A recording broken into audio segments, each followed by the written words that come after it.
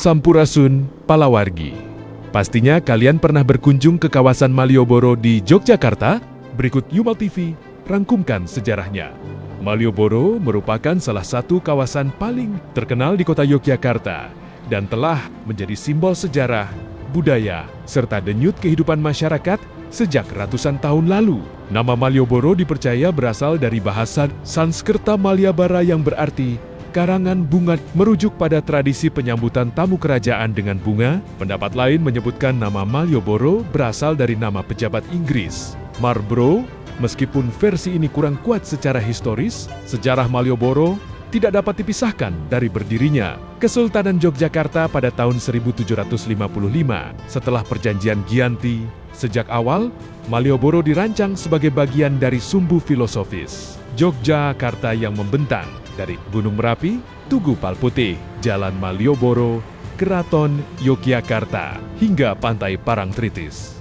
Sumbu ini melambangkan hubungan harmonis antara manusia, alam, dan Tuhan dalam falsafah Jawa. Pada masa Kesultanan, Malioboro berfungsi sebagai jalan utama yang menghubungkan Keraton Yogyakarta dengan wilayah luar. Jalan ini sering digunakan untuk areka-roken kerajaan, upacara adat, dan kegiatan penting kenegaraan.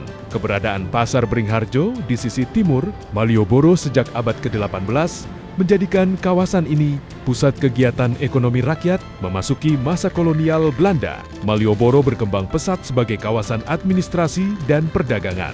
Pemerintah kolonial membangun benteng Vredenburg, kantor pemerintahan, perbankan, dan permukiman orang Eropa di sekitar Malioboro.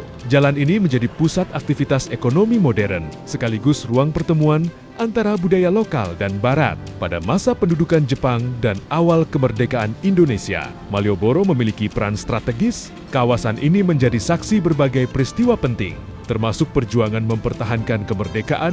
Gedung-gedung di sekitar Malioboro pernah digunakan sebagai kantor pemerintahan Republik Indonesia ketika Yogyakarta menjadi ibu kota negara pada tahun 1946 sampai 1949.